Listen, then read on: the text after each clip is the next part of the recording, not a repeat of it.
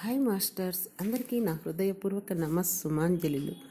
ధ్యానులు అడిగిన ప్రశ్నలకు పత్రిజీ మాస్టర్ సమాధానాలు. బంధుత్వం, మిత్రత్వం ఈ రెండింటినీ వేరుపరిచి చూడటం ఎలా? ఎక్కడ అపేక్ష అంటే ఎక్స్పెక్టేషన్ అన్నది ఉంటుందో అక్కడ బంధుత్వం ఉంటుంది. బంధుత్వం అన్నది బంధనాలను ఏర్పరుస్తుంది. ఒకానొక తండ్రి తన కుమారుడిని ప్రయోజకుడిలా చేయడం తన ధర్మం అని గుర్తించాలి.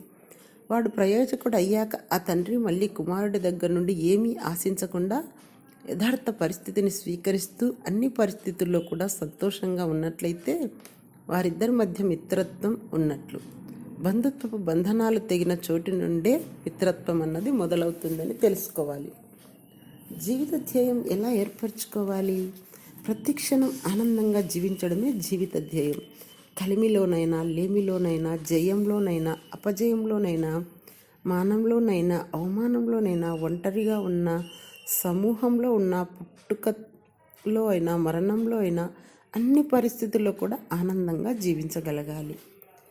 మన ఆనందం మనకెంత ముఖ్యమో ప్రక్కవారి ఆనందం కూడా మనకు అంతే ముఖ్యంగా ఉండాలి. మన మౌనం మనకెంత ముఖ్యమో పక్కవారి మౌనం కూడా మనకంతే ముఖ్యంగా ఉండాలి. మన ఏకాంతం మనకెంత ముఖ్యమో ప్రక్కవారి ఏకాంతం కూడా మనకు అంతే ముఖ్యంగా ఉండాలి.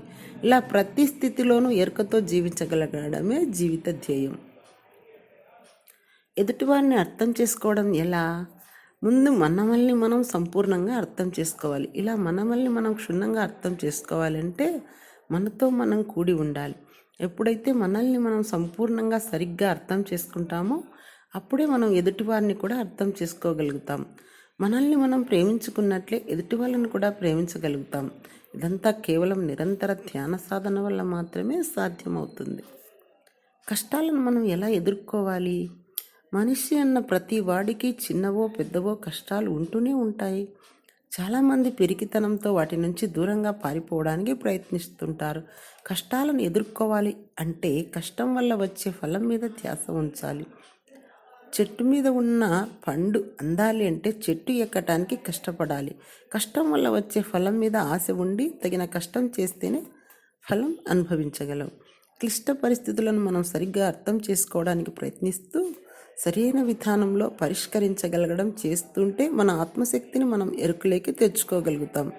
మనకే తెలియకుండా మన లోపలే నిక్షిప్తమై ఉన్న అత్యంత విలువైన ఆత్మశక్తి అనే ఫలాన్ని వెలికి తెచ్చి మనకు అందుబాటులో ఉండే సాధనాలే కష్టాలు. అందుకే కష్టే ఫలి అన్నారు. ఒకానొక యోగికి మరియు ఒకానొక శాస్త్రవేత్తకు మధ్య తేడా ఏమిటి? యోగి అయిన ప్రతి ఒక్కరూ ఒకానొక శాస్త్రవేత్తే. ఆధ్యాత్మిక శాస్త్రంలో ప్రయోగాలు చేస్తే ఆధ్యాత్మిక శాస్త్రవేత్త. యోగులందరూ అసలైన సిసలైన శాస్త్రవేత్తలే. అయితే ప్రాపంచిక శాస్త్రవేత్తలందరూ మరి విధిగా యోగులుగా అయి తీరాలి. యోగులకు సమస్యలు ఉంటాయా?